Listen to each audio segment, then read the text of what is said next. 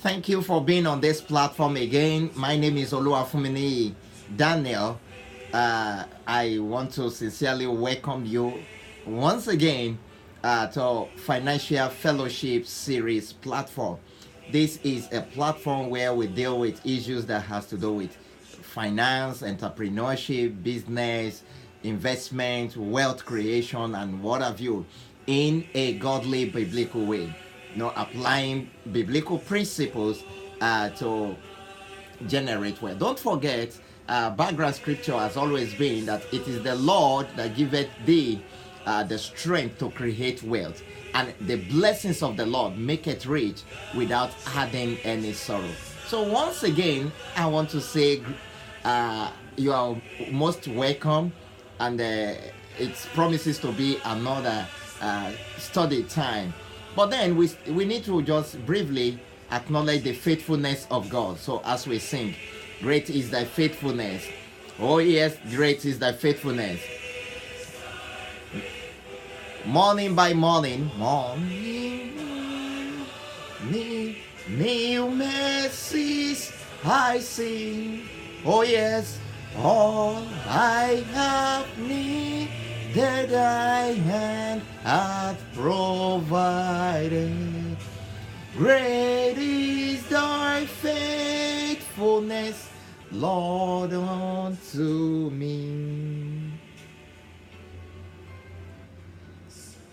Yeah, great is the faithfulness, O Lord, unto us. It's a privilege for each and every one of us to enjoy the faithfulness of God. And that is exactly the background to the series we're about to embark on. In the last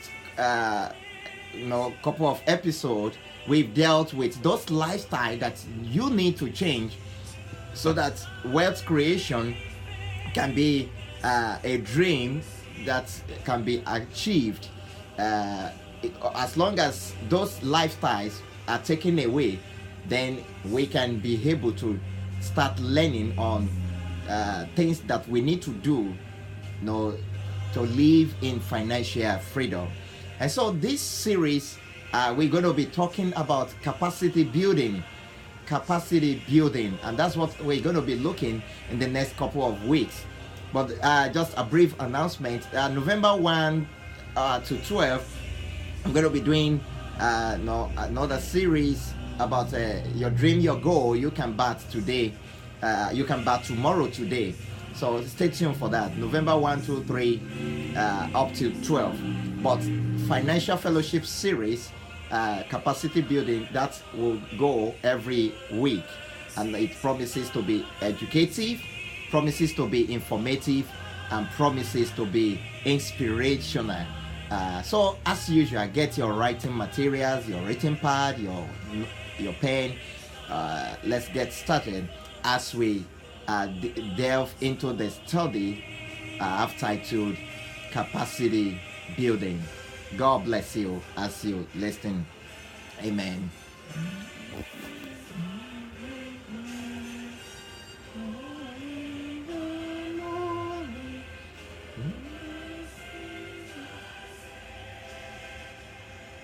Okay. I need to lower the music now. Here, capacity building. It's another way to say that is increase my measure. I'm going to be doing something general on capacity building, but then we narrow it down to the area of finance. So let's begin. What is capacity? Or what do we mean when we talk about capacity? It's part of God's faithfulness that each and every one of us, we have the ability to expand our capacity. Everyone has been given a strength, but then you also have the will to increase it or to limit it. So when we talk about capacity, we're simply talking about increasing the measure at which you operate. So what is capacity? Number one, capacity is an increase in volume or space. Capacity is an increase in volume or space. For example, a bottle, a 1 liter bottle can contain, of course, 1 liter of water. But then, if you must have 2 liter of water, it simply means you've got to increase the space, you've got to increase the volume of that bottle. So for a house, when you are constructing a house, how many people will be able to live inside that house? That's what we call capacity. So if a house is constructed for 4 people and you're trying to put in 8 people or 12 people, it's not going to be very easy. It's going to be challenging. So number 2, capacity means an increase in mental ability to accomplish or to endure and to stand. Increase in mental ability to accomplish, to endure, and to stand. I take that one more. An increase in your mental ability to accomplish, to endure, and to stand. That's what we call capacity. For example, for instance, how much can you do mentally? How many things can you resolve with your mind? You get it now. To endure when challenges comes. In fact, a capacity, the test of capacity is discovered whenever there is a challenge. So are you the type that give up in the midst of a little challenge, or you still have that strength to withstand whatever is coming? It's all about capacity. So capacity has something to do with your ability to get a thing done. Whether you are in your comfort zone or out of your comfort zone, do you have the ability to stand, to withstand the challenges? It's all about capacity. Again, capacity is your mental ability to stand. For instance, in soccer match, in some other part of the continent, we call it a football match. It takes capacity to withstand the opponent. It takes capacity to be able to keep a team, an opponent team, for 90 minutes. So any team whose capacity is weak, whose mental ability is weak, cannot win a match. And that is why the technical advisor or the coach of every team understand the strength of capacity. And so what they normally do is to weaken the mental stability of whatever team they are playing. Because once you are able to weaken the mental alertness of your opponent, then you will definitely win the match. So capacity is your ability, your mental ability to be able to accomplish a task, to be able to stand, and to be able to endure whatever. Number 3, capacity is the ability to perform under pressure. It is simply your strength, the ability to perform under pressure. There are a lot of people that any little thing they pick offense, they give up. Any little things, they sign out. No. Anyone that is fond of doing that lacks capacity. You lack the ability.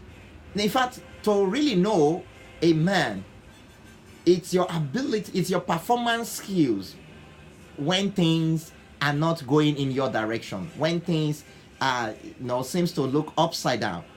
And as a matter of fact, when you discover a challenge, you are a potential solver. You have the solution to that challenge.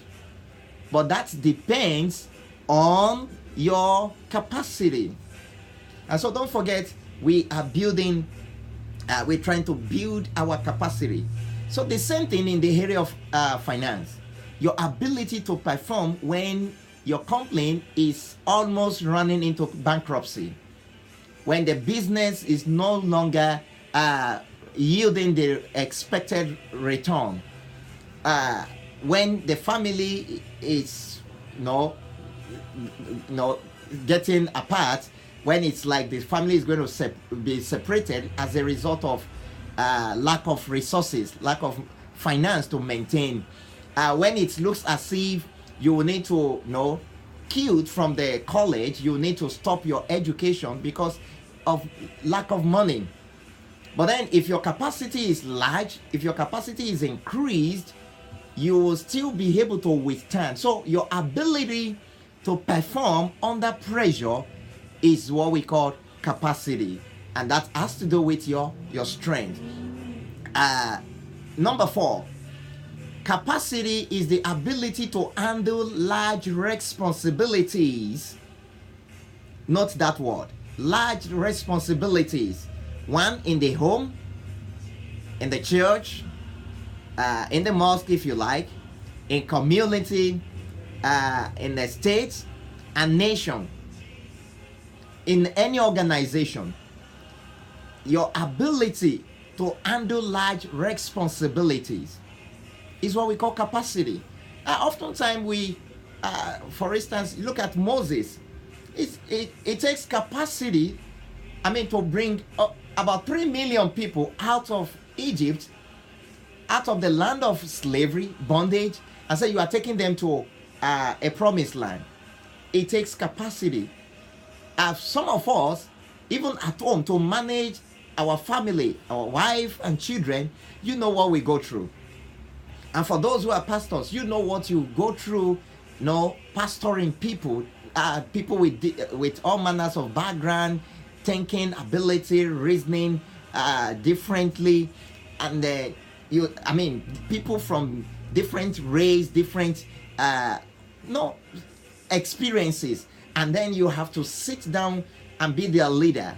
It takes capacity to be able to do that, and that is why we must learn to appreciate leaders. We must learn to appreciate anyone that is in the position to carry people along. The most difficult profession in life is the profession to the people. So now, how much more as somebody who is a governor of a state, someone who is a CEO of an institution or of an organization. So all of this requires capacity. But the big question is this: will your elastic limit burst when you have more responsibilities? Now, it takes capacity to start a thing and finish it excellently. There are quite a number of people, when you give them responsibility, they start well, but in the middle of it, they just stop. They go start another one. They want to be here, they want to be there. In the institution, they want to appear in almost all the departments. And guess what? None of the responsibilities given to them in each of these departments is completed. So if you are the type that starts a thing and in the middle you just have to abandon it and go look for something else, your capacity needs to be developed. You lack capacity. So capacity is just an ability to be able to take more responsibilities.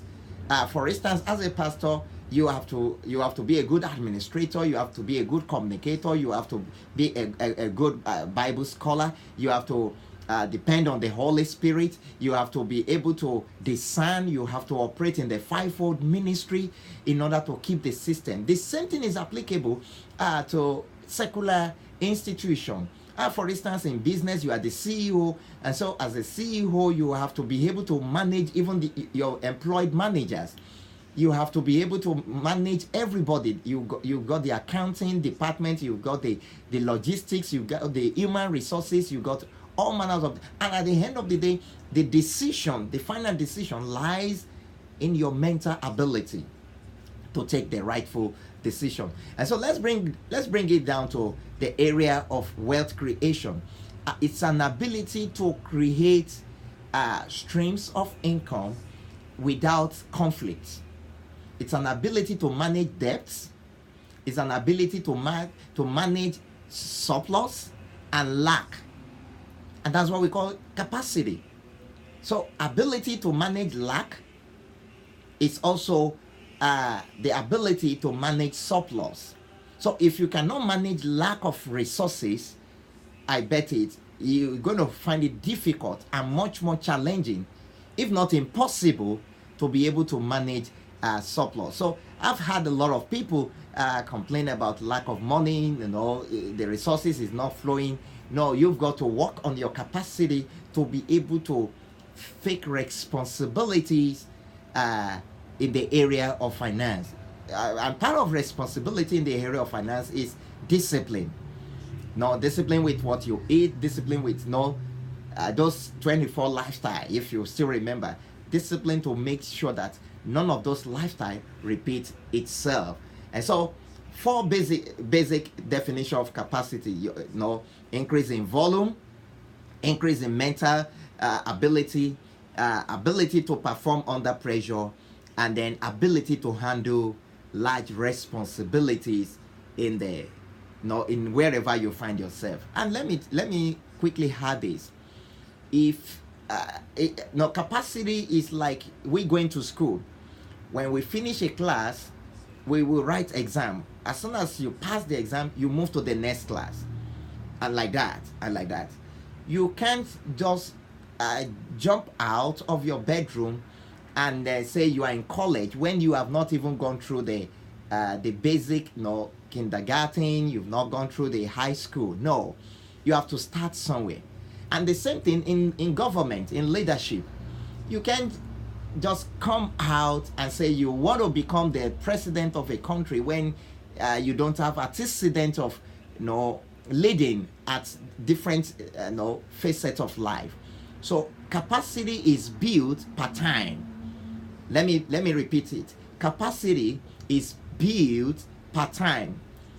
The number of experiences you gather actually build you up for the next phase. And the more you are built up for the next phase, the more your capacity is increasing. I hope that is well taken, and you can apply it to your area of finance. If you have not been able to manage $1, such that $1 increase to 2 to 10, from 10 to 100, 100 to 200, and then 1,000, it's going to be very difficult for you to manage $100,000s of dollars. So you started a business with $500, and within 2-3 months, the business is gone. Both the profits and the capital, you've spent it. No, it shows you lack capacity. You cannot be financially free. So develop your capacity, and it will amaze you that you can do more than what you ever thought you can. Okay, let me just give us 3 facts about capacity. 3 facts about capacity, in case you want to write. Number 1, my capacity will determine what I can receive from God. My capacity will determine what I can receive from God. A lot of people come to church, go to religious gathering, praying, Lord bless me, Lord open door, open this, open that, give me breakthrough, and all the rest. Yeah, these are good prayers, but let me tell you one thing: you will not receive what you cannot handle. So the level of what you are receiving at the moment is determined by the volume that you have made available. So your capacity will determine what you can receive. You can receive more than what you can handle. That's the point. Number 2, my capacity will determine the quality of people I attract. My capacity will determine the quality of people I can attract. And then number 3, my capacity will determine how far I can take what God has given to me. I don't see anyone on the surface of the earth without a gift, without a talent. Nobody is created a moron, a non-entity. No, You only need to discover what is inside of you, and that is what we call capacity. Now we have seen images in the Western world, people born without hand, without leg, and they are doing exploit. On the contrary, if such individuals were born in the other side of the world, especially where mysticism is, demonization is of high preference now, people like that will have, either we kill them when they were born, or we deify them, we turn them to another deity. But you've seen this individual, they are highly respected in the world today. No arm, no leg, and they are doing, exploit. It's all about capacity. So capacity is not it has nothing to do with your physical appearance. It's about your intellect, and we will be looking at that, I think, in the next episode. So let me sum it up this way, that your capacity will determine what you can receive. Remember, there is a story in the Bible. The wife of the prophet ran to Elisha and said, the creditors came. They were going to take away my sons. And Elisha asked, what do you have? That's what we call capacity. So I'm asking you too, what do you have? And the woman said, I have nothing except. So don't ever think you have nothing. Think deep. Examine yourself. There is something you have. That same thing, you need to polish it. You need to be skillful with it. You need to put it, make it valuable, make it marketable. So she said, except.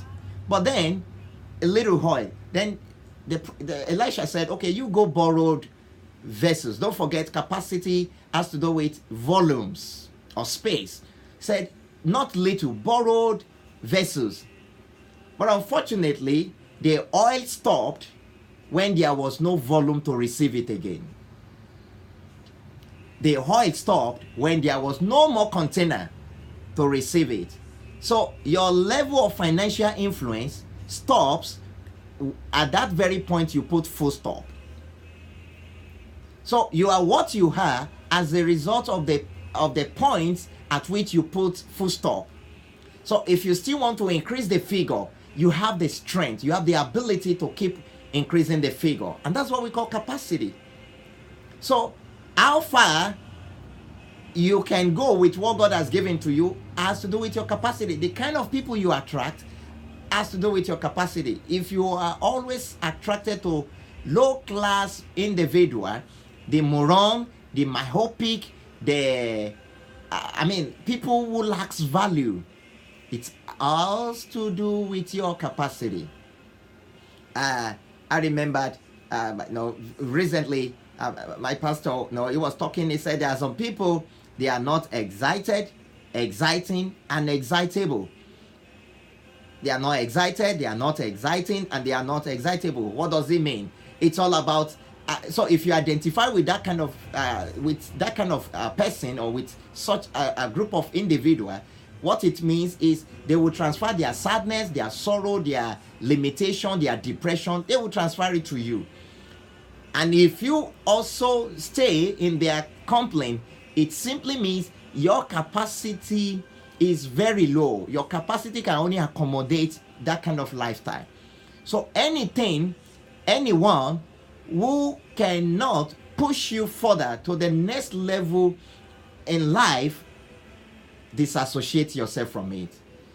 The more you build your capacity, it will surprise you. The more you increase your capacity, the more you detach yourself from some individuals. It's just like that. So if you are tired of few things, you are tired of low class, mediocres, and all the rest, you increase your capacity. The more you do that, it attracts people with high capacity. So that is just it. And let me close by this illustration. You have the flexible wire, you have the copper wire, and then you have the power line. You may if you may hold the flexible wire that is connected to the current, because the capacity of that current is low, you can still manage it. The one with copper may shock you, may even throw you off. That's another level of capacity. But the power line out there, you dare not go there, because the capacity, the tension, in fact they refer to it as high tension, because it has a large capacity. If you go touch it, you'll spark. So increase your measure, increase your capacity. It will attract like bodies. So on this note, I'm going to I will pause here so that you can meditate on those few points that we have discussed today. Come next week, we shall continue on this series, capacity building, as we expose ourselves to types of capacity. It is well with you. I pray as you strive hard, as you try to increase your capacity, whatever is limiting you, whatever is disturbing, whatever is causing stagnancy, will be broken away from you completely in Jesus' name. Thank you for paying attention. Thank you for listening. Hope to see you next week. Bye.